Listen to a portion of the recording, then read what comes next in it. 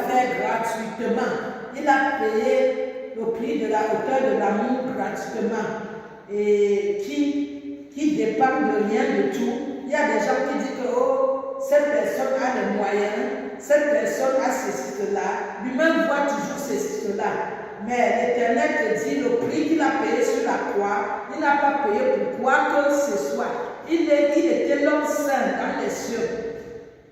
Quand le premier Adam a péché, Dieu dans les cieux a dit qui d'autre peut descendre sur la terre pour intervenir, pour faire changer les choses. Parce que j'ai aimé, Genèse 6, j'ai aimé l'homme, et Genèse 6, l'homme est méchant sur la terre, et Genèse 3 aussi, il a pris la côte d'Adam pour vraiment créer Ève. Mais il dit, j'ai créé toutes choses, j'ai vu que cela était bon. Mais qui va descendre pour sauver l'humanité? Jésus par amour de son Père. Comme les gens disent que Dieu n'a pas de fils, par amour de son Père, il se portait garant de descendre par amour de son Père pour venir nous sauver sur la croix de Golgotha. Donc il est descendu, Jésus-Christ, il est donc descendu gratuitement. Il est venu gratuitement vers nous, Éphésiens 2, 3 à 5. Il est venu simplement gratuitement pour nous aider. Donc il était le deuxième Adam saint, le deuxième Adam d'esprit. Or que l'autre Adam était le premier Adam pécheresse, mais le deuxième Adam était Adam d'esprit, était Jésus-Christ. Adam, Jésus-Christ. Donc c'est Éphésiens 2, le 3 à 5. Éphésiens 2, le 3 à 5. Donc tu vas comprendre que Éphésiens 2, le 3 à 5. Amen.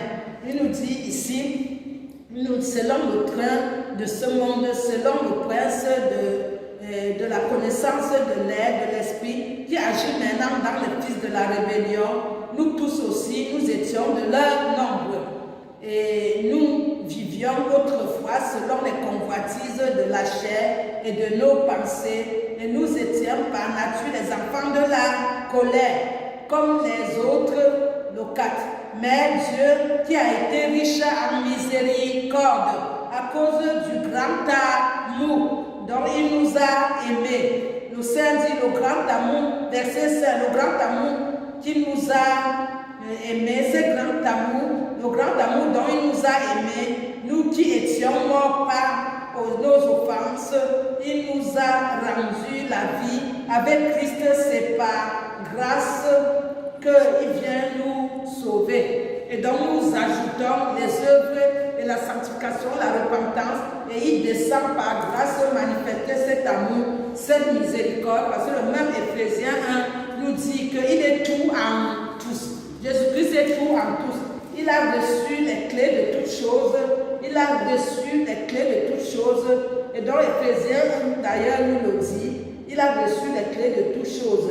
Il nous dit, Éphésiens 1, il nous parle à partir du 19, et nous parle ici que l'espérance, quelle est l'espérance de qui s'attache à son appart, quelle est la richesse de la gloire de son héritage qui réserve aux saints, et quelle est envers sa puissance se manifeste avec efficacité par la vertu de sa force. Il a déployé en Christ en le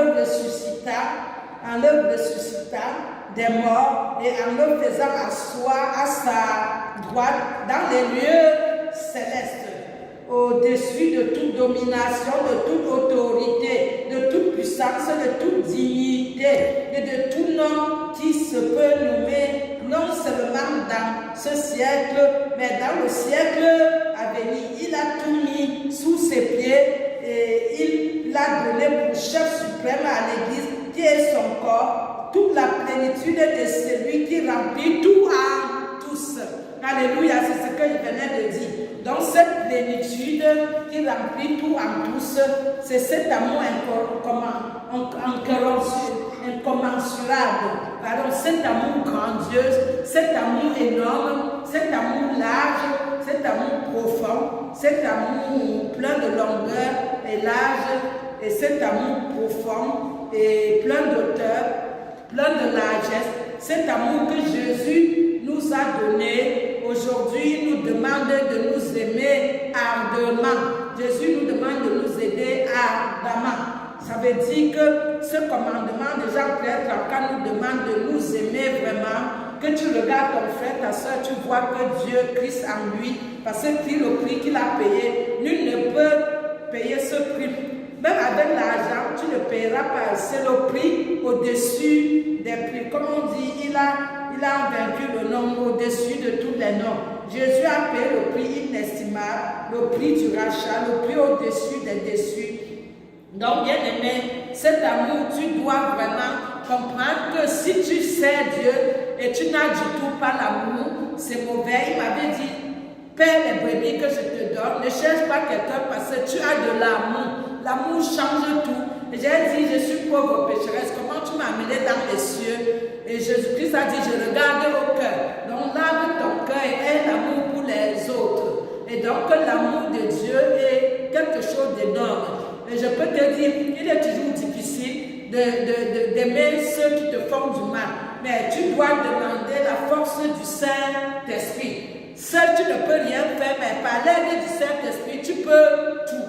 Tu as besoin du Saint-Esprit. Tu as besoin d'appeler le paraclet, le compagnon fidèle, le transmetteur de tout le bien. Donc, le Saint-Esprit est le médiateur.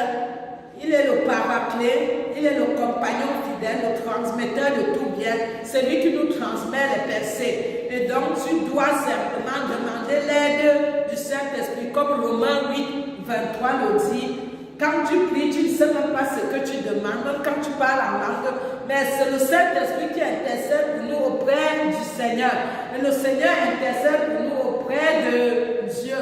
Mon frère, ma soeur, apprends à aimer les autres. Parce que sans l'amour, tu ne peux rien. 1 Corinthiens 13 te le dit. Qu'il y a quoi? La charité. Il y a quoi? Il y a l'espérance. Il y a la foi. Et il y a l'espérance, la foi, la charité, donc l'amour. Qu'est-ce que c'est que le plus grand de tout? C'est l'amour. Parce que l'amour ne mourra pas, la charité. L'amour ne mourra pas. L'esprit ne mourra pas. Tout pourra mourir, tout pourrait mourir, pardon, mais le Saint-Esprit ne mourra pas, ni l'amour et ni la parole. Parce que la parole nous dit au commencement était la parole. La parole était avec Dieu, la parole était Dieu.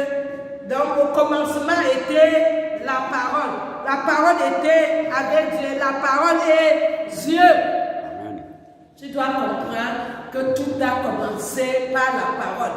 Si tu ne t'attaches pas à la parole, c'est que même arrivé dans les cieux, tu ne pourrais pas esquiver la parole. Parce que la parole, comme te dit Jean 1:4, la parole elle-même, elle est Dieu.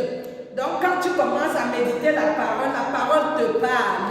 C'est pour cela que l'apôtre Paul dit toujours à Éphésiens que la parole qu'il a reçue, ce n'est pas des hommes ou des pasteurs ou de quoi que ce soit, c'est par révélation.